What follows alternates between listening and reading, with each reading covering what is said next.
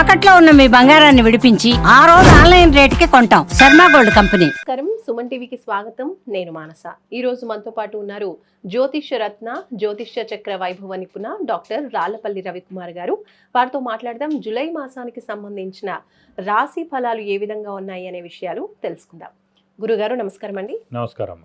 గురుగారు, జూలై మాసానికి సంబంధించి ద్వాదశ రాశుల యొక్క రాశి ఫలితాలు తెలుసుకోబోయే ముందు గ్రహ సంచారం ఏ విధంగా ఉందో తెలుసుకుందాం. తప్పకుండా అమ్మా. శరదిందు సమాకారే పరబ్రహ్మ స్వరూపిణి వాసరాపీఠ నిలయే సరస్వతి నమస్తుతే.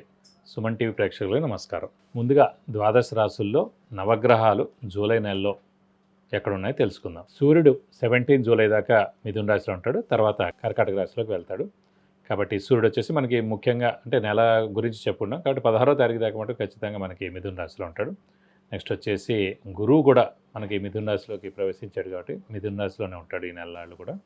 అలాగే బుధుడు వచ్చేసి మనకి ఈ నెలలాళ్ళు కూడా కర్కాటక రాశిలో ఉంటాడు. ఇక కుజుడు సింహరాశిలో ఉంటారు, అలాగే కేతు కూడా సింహరాశిలో ఉంటారు, అలాగే రాహు కుంభరాశిలో ఉంటారు, మరియు శని మటుకు మీన రాశిలో ఉంటారు. కాబట్టి ఈ ద్వాదశ రాశుల్లో ఈ నవగ్రహాలు ఈ స్థానాల్లో ఈ మాసం అంతా ఉంటారు. ఈ మాసంలో వృశ్చిక రాశి వాళ్ళ రాశి ఫలితాలు ఏ విధంగా ఉన్నాయో తెలియచేయండి. తప్పకుండా అమ్మా. వృశ్చిక రాశి అనగానే మనకి విశాఖ 4వ పాదం, అనురాధ 1, 2, 3, 4 పాదాలు, జ్యేష్ఠ 1, 2, 3, 4 పాదాలు, ఈ నక్షత్రాల సమూహంతో మనకి వృశ్చిక రాశిలోకి వస్తుంది. ప్రస్తుతం అష్టమ స్థానంలో గురువు ఉన్నాడు. సో గురుబలం తక్కువగా ఉంది.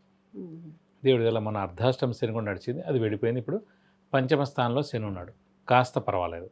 అలాగే రాహు కేతులు మటుకు చతుర్థ స్థానంలో రాహు, కేతు ఏమో మనకి దశమ స్థానంలో ఉన్నాడు, ఇది కూడా కాస్త పర్లేదు.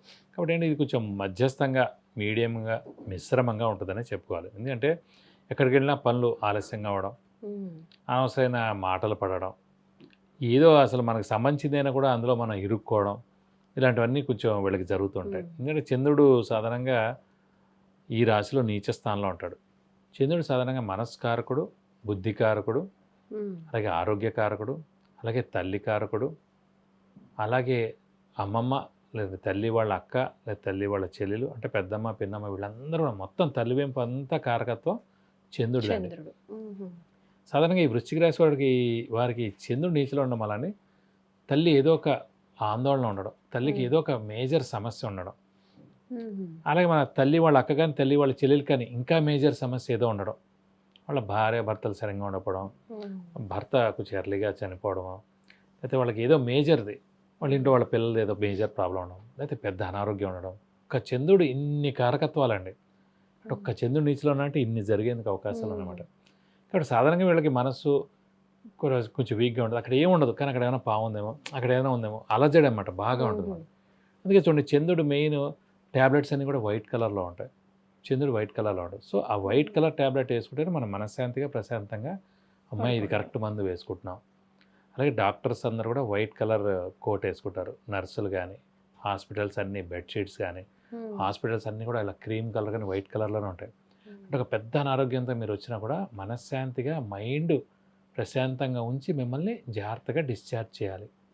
అదే మీరు ఒక రెడ్ ట్యాబ్లెట్ వేసుకోగానే అది ఇలా అలజడం అంటే, ఎందుకంటే అది కుజుడికి సంబంధించింది. అది వేసుకునేటప్పుడే అబ్బా ఇది ఇలా రెడ్గా ఉంది అన్న మన మైండే అండి ఇదంతా.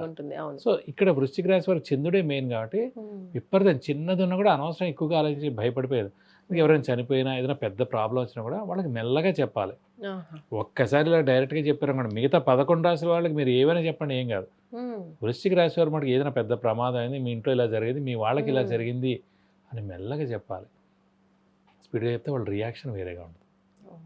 అందు గురించి ఈ వృశ్చిక రాశి వారికి ప్రస్తుతం మిశ్రమంగా ఉంది కాబట్టి మౌనంగా ఉండడం ఉత్తమం. ఏమైనా అన్నా కూడా వాళ్ళు అనవసరంగా దాన్ని వేరేగా తీసుకోవడం, అనని మాటకి మనల్ని నింద పడేటట్టుగా చేయడం, ఇలాంటివన్నీ ఉంటాయన్నమాట వ్యవహారం. కాబట్టి కొంచెం మౌనంగా ఉంటే కనుక ఈ మాసం అంతా కూడా బాగానే ఉంటుంది చెప్పి. ఇంకోటి ఏంటంటే రాశ్యాధిపతి అయిన కుజుడు కూడా మనకి దశమ స్థానంలో బాగానే ఉన్నాడు కాబట్టి పర్వాలేదని చెప్పుకోవాలి ఈ మాసం. మరి వృశ్చిక రాశి వాళ్ళకి విద్యార్థులకి ఎలా ఉంటుంది గురుగారు ఈ మాసం? విద్యార్థులకు కూడా సువర్ణ అవకాశం చెప్పుకోవచ్చు. ఎందుకంటే విద్యార్థులు ఒక్క విషయం అన్నమాట. ఎందుకంటే అష్టమ స్థానంలో గురువు ఉన్నాడు. మామూలుగా మనం జాతకరీత్యా చూసినప్పుడు లగ్నం నుంచి అష్టమ స్థానంలో గురువు ఉంటే తల్లిదండ్రులు దూరంగా ఉండి చదువు కానీ ఉద్యోగం కానీ చేస్తారు. ఇప్పుడు ఈ విద్యార్థులకు అవకాశం ఏంటి, ఊరికే ఎందుకు దూరం వెళ్తారు?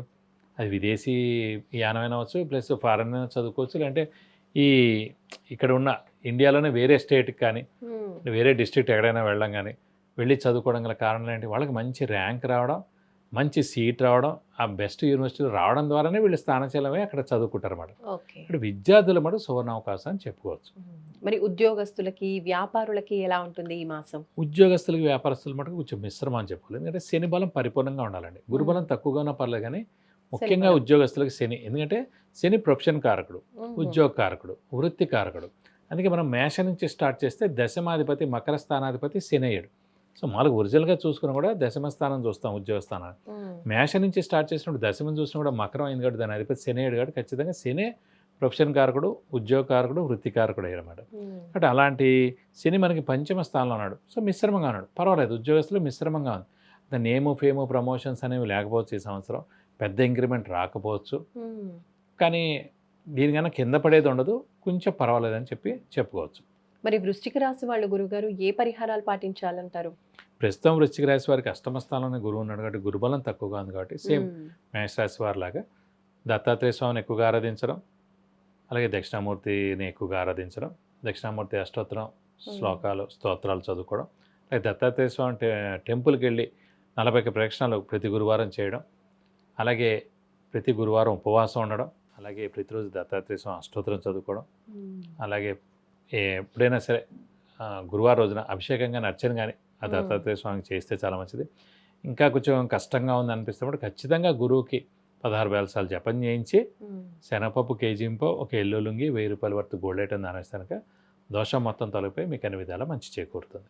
రైట్ గురుగారు, వృశ్చిక రాశి వాళ్ళ మాస ఫలితాలు తెలియజేసినందుకు ధన్యవాదాలు. నమస్కారం.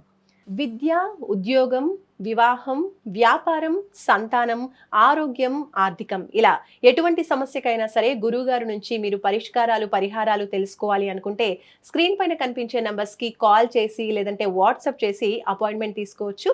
మీ సమస్యలకి పరిష్కారం తెలుసుకోవచ్చు. చూసారు కదండి, జూలై మాసానికి సంబంధించి వృశ్చిక రాశి యొక్క మాస ఫలితాలు తెలుసుకున్నాం. ఏ విషయాల్లో జాగ్రత్తగా ఉండాలి, ఏ పరిహారాలు పాటించాలి అనే విషయాలు గురుగారు చాలా క్లియర్గా తెలియజేశారు. కాబట్టి తప్పకుండా ఈ పరిహారాల్ని పాటించి చూడండి. చూస్తూనే ఉండండి సుమన్ టీవీ. నమస్కారం.